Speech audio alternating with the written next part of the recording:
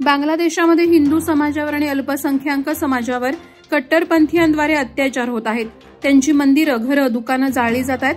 तेथील हिंदू महिलांवर देखील अमानवीय पद्धतीने अत्याचार होत आहेत। तेथील मुंडा, चकमा, कुकी, बौद्ध इत्यादी आदिवासी आणि दलित हिंदू बांधवांचे कट्टरतावाद्यांनी जीवन जगणं अत्यंत कष्टप्रद करून टाकले। या सर्व अत्याचाराचा निषेध व्यक्त करण्यासाठी माणगाव तालुका सकल हिंदू समाजातर्फे दिनांक 8 डिसेंबर रोजी बालाजी कॉम्प्लेक्स ते प्रांत कार्यालयापर्यंत मानवी साखळी मूक मोर्चा काढण्यात आला। बांगलादेशातील हिंदू समाजावर होत असलेला अत्याचार कायमस्वरूपी बंद व्हावा आणि इस्कॉनच्या साधूंची तात्काळ मुक्तता व्हावी अशी मागणी यावेळी निवेदनाद्वारे करण्यात आली।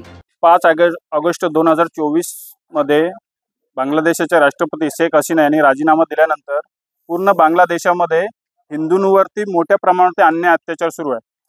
अनेक हजारो हिंदूंची घरं जाळली, अनेकांवरती अत्याचार सुरू आहेत। इस्कॉनचे प्रमुख आहेत, त्यांना अटक केलेली आहे।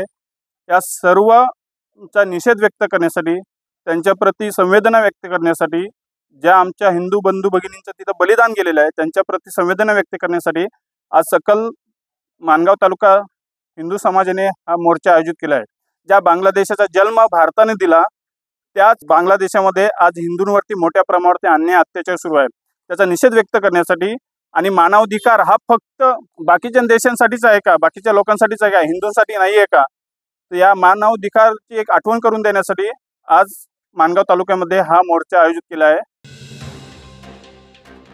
चिंघरण गावात होणाऱ्या नवीन एमआयडीसी प्रकल्प तसंच नैना प्रकल्प विरोधात गावातील ग्रामस्थांनी निषेध मोर्चा काढला।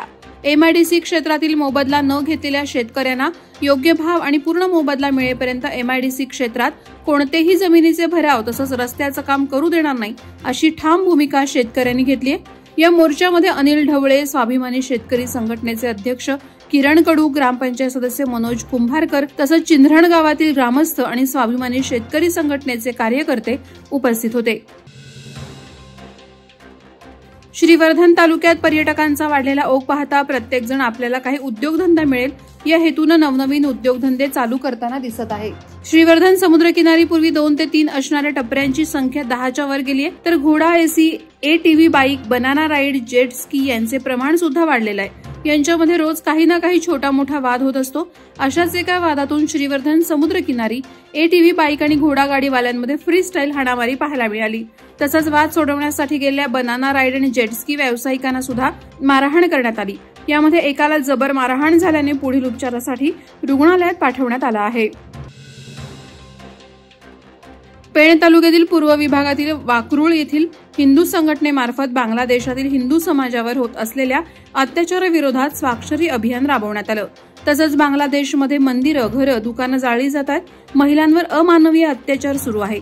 शांततेने विरोध करणाऱ्या इस्कॉनच्या साधूंना देशद्रोहाचे खोटे आरोप लावून अटक करण्यात आली आहे। बांगलादेशातील हिंदूंना आणि अल्पसंख्याकांना कट्टरतावाद्यांच्या तावडीतून सोडवण्यासाठी आंतरराष्ट्रीय मानवाधिकार आयोगानं तत्काळ कारवाई करावी तसंच भारत सरकारनं बांगलादेश सरकार दबाव टाकून हिंदूंच्या संरक्षणासाठी आणि साधूंच्या मुक्ततेसाठी त्वरित पावलं उचलावीत यासाठी हिंदू संघटनेच्या वतीनं वाकरूळ येथे स्वाक्षरी अभियान राबवण्यात आली होती। स्वाक्षरी अभियानाला उत्स्फूर्तपणे प्रतिसाद मिळाला। अलिबाग मुरुडचे आमदार महेंद्र शेठ दळवी तसंच अलिबाग नगराध्यक्ष प्रशांतजी नाईक यांच्या हस्ते पिंपळभाट येथे उज्ज्वल होम नर्सिंग सेवा दवाखान्याचं उद्घाटन करण्यात आलं। यावेळी उज्ज्वल भविष्य सामाजिक संस्था अध्यक्षा उज्ज्वला चंदनशिव यांनी सर्व पाहुण्यांचे पुष्पगुच्छ देऊन स्वागत केलं। उज्ज्वल भविष्य सामाजिक संस्थेअंतर्गत ही आरोग्य सेवा चालू करण्यात आली आहे। ही आरोग्य सेवा 24 तास पुरवण्यात येणार असून येथे 24 तास रुग्णवाहिकेची सेवा देखील उपलब्ध आहे। तसंच ज्या छोट्या छोट्या गोष्टींसाठी सामान्य माणूस मोठ्या हॉस्पिटलमध्ये जाऊ शकत नाही किंवा मोठ्या हॉस्पिटलला जाण्याची गरज नसते अशा मेडिकल इमर्जन्सीमध्ये रुग्णांना योग्य प्रकारे औषधीय सेवा पुरवण्याची व्यवस्था सदरील दवाखान्यांमध्ये देण्यात येणार आहे। फळांचा राजा असणारा आंबा यंदा कोकणात उशिरा येणार असल्याची शक्यता आंबा बागायतदार यांच्याकडून सांगण्यात येते।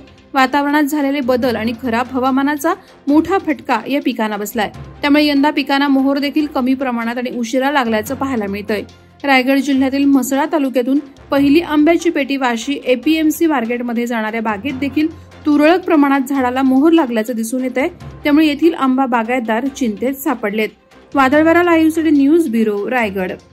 नवी मुंबई व रायगड जिल्ह्यातील ताज्या बातम्या आणि घडामोडींसाठी सबस्क्राईब करा वादळवारा लाईव्ह चॅनल आणि दाबा बेल आयकॉन।